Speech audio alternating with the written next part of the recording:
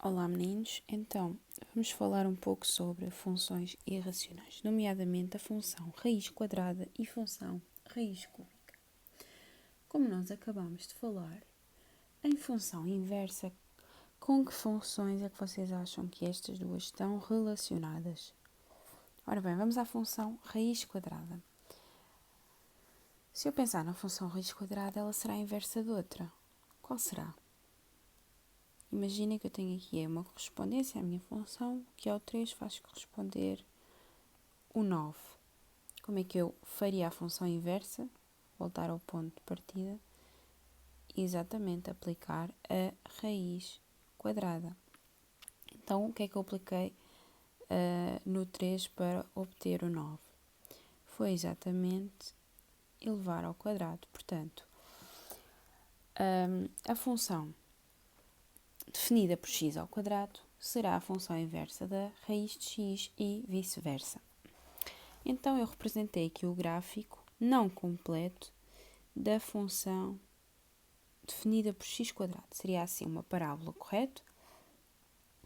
Ora, mas se nós pensarmos nesta parábola completa, nós não temos uma função injetiva.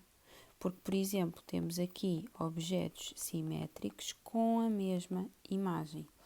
E uma função, para ser injetiva, não pode ter objetos diferentes com a mesma imagem.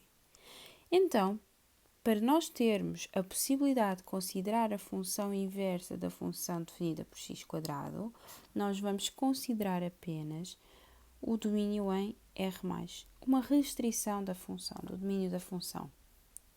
Então temos aqui no gráfico apenas representada a metade da nossa parábola.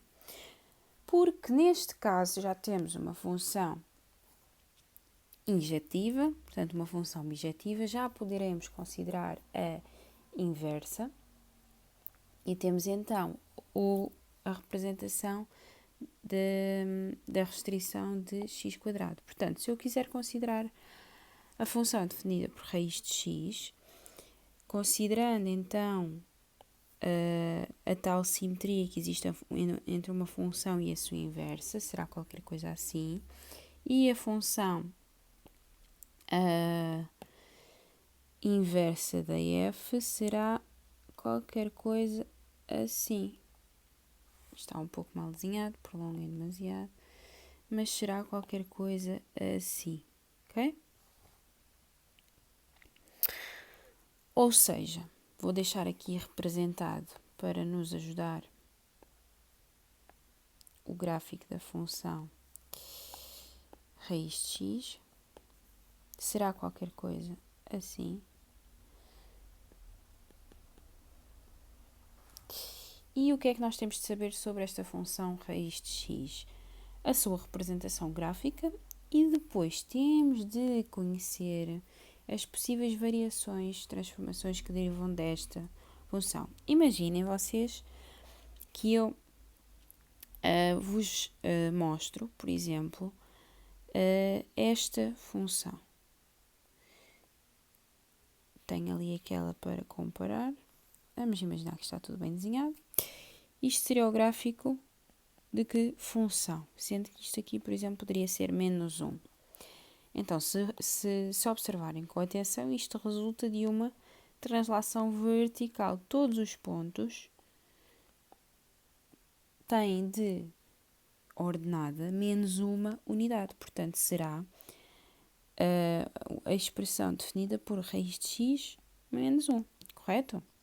Então, e se fosse na vertical? Se fosse assim? Exatamente, seria raiz de x, se isto aqui fosse o ponto 1, mais 1. Tudo bem? Então, agora imaginem que eu tinha, novamente aqui, vou fazer no outro para não ficar muito confuso. Tinha aqui outra representação da raiz de x. Vou colocar novamente a cor de laranja. E então, eu colocava aqui que está bem desenhado, está bem? Portanto, ela tem uma translação aqui para a esquerda de uma unidade. Qual seria a representação da expressão desta função? Então, se ela anda uma unidade para a esquerda, vocês já sabem que está aqui a mexer com o domínio. Portanto, nós vamos ao x e vamos que não subtrair 1, mas somar 1. Já sabem que o x é um pouco enganador. O que é que nós precisávamos para retornar esta função? Acrescentar uma unidade. Então, é isso que aparece aqui. Então, e se fosse para a direita, em vez de ser para a esquerda?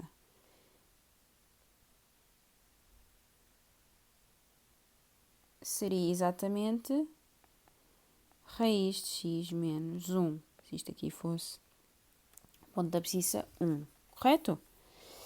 E paralelamente a estes, eu vou apagar aqui esta correspondência. Vou chegar esta aqui um pouco para cima. Se fosse, por exemplo,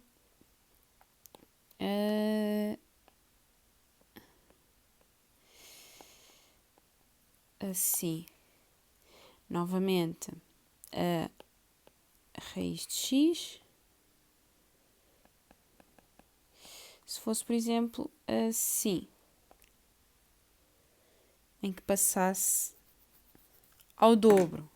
Aqui há uma dilatação vertical, exatamente, portanto será 2 raiz de x. E se passasse a metade, seria 1 meio de raiz de x. Muito bem. Ou seja, vocês já estamos aqui a ver todas as transformações em separado, mas se eu tiver uma função em geral, função raiz quadrada, ela poderá ter esta apresentação em geral. Ou seja, este A mexe com uma dilatação ou contração vertical, mexe com o contradomínio.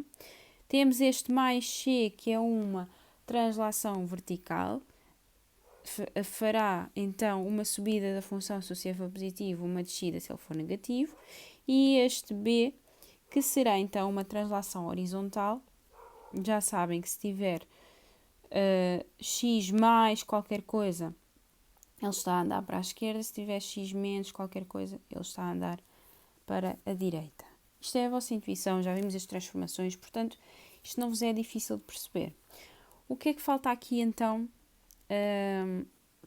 ver e lembrar? Os domínios da função raiz quadrada. Vamos imaginar que eu vos dava aqui a função f de x, que era definida por raiz de x mais 3. Como é que eu vou calcular o domínio da função f? Relembrem-se que eu só posso ter esta expressão com significado se o radicando, aquilo que está aqui dentro da raiz, for maior ou igual que zero. Então, é isso que eu vou escrever. Então, que valores é que pertencem ao domínio? Pertencem os valores reais, tais que, qual é a restrição que eu vou fazer? Tudo o que esteja aqui dentro da raiz, eu vou obrigar a que seja maior ou igual que zero. Portanto, x mais 3 maior ou igual que zero. Ou seja, x pertence a R, tal que x é maior ou igual que menos 3. Como é que eu escrevo na forma de intervalo de números reais? Será de menos 3 a mais infinito. Perfeito. Mas vamos imaginar que a minha função g de x era definida por 2 raiz de x menos 1. Então, o que acontece neste caso? O domínio de g é calculado como, novamente, x pertencente a R, tal que, e agora, o que está dentro da raiz quadrada tem que ser maior ou igual que zero. Perguntam vocês, e estes dois não têm influência nenhuma? Não, já vimos atrás que estes dois iriam mexer apenas com o contradomínio, faria uma dilatação vertical. As dilatações verticais não influenciam os valores possíveis para o domínio. Portanto, será x menos 1 maior ou igual que zero. Ou seja, x maior ou igual que 1. Qual é o intervalo? De 1 a mais infinito. Ups. Muito bem. Vamos só dar mais 2 exemplos. A h de x. Vamos imaginar que a h de x era definida por 1 meio raiz de x mais 2 menos 3. E se eu tivesse esta função? Qual seria o seu domínio? X pertencente a R, tal que... O que é que eu vou sempre ter na minha cabeça no cálculo de funções irracionais que envolvam raízes quadradas? Verificar se existe ou não uma incógnita no meu radicando.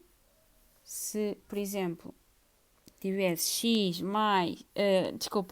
se tivesse raiz de 2, isso não iria ter implicância nenhuma no meu cálculo dos domínios.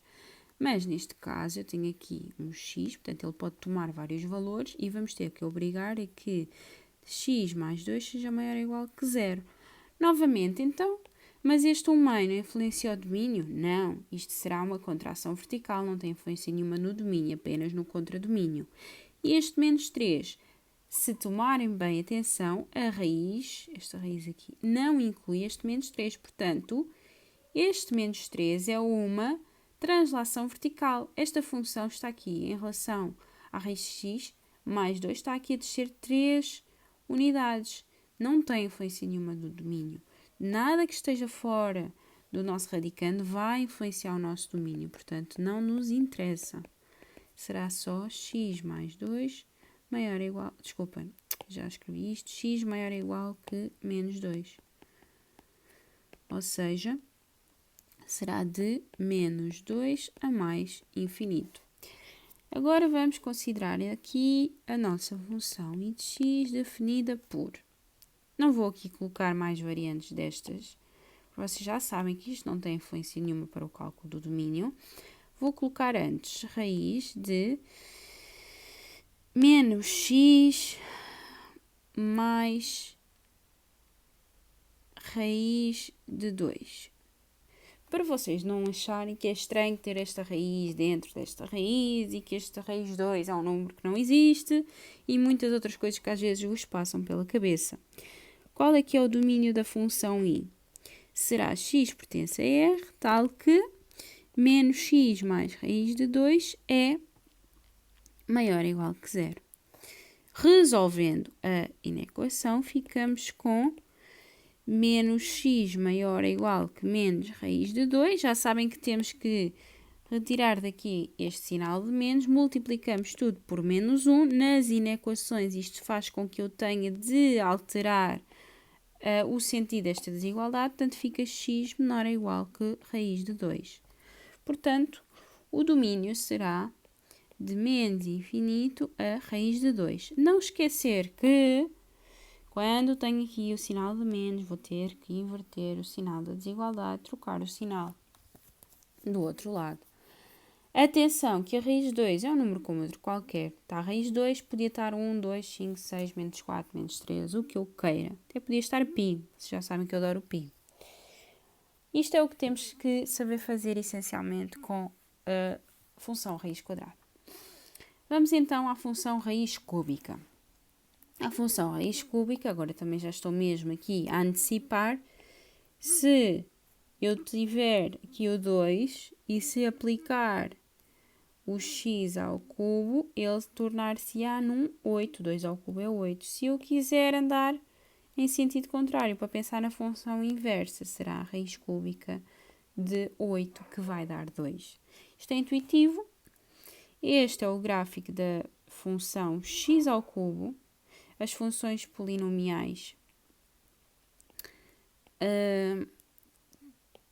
passam sempre pelos seus zeros. Se eu tivesse, por exemplo, uma função polinomial de grau 3, que os zeros fossem menos 1, 0 e 1, poderia ser qualquer coisa assim deste género.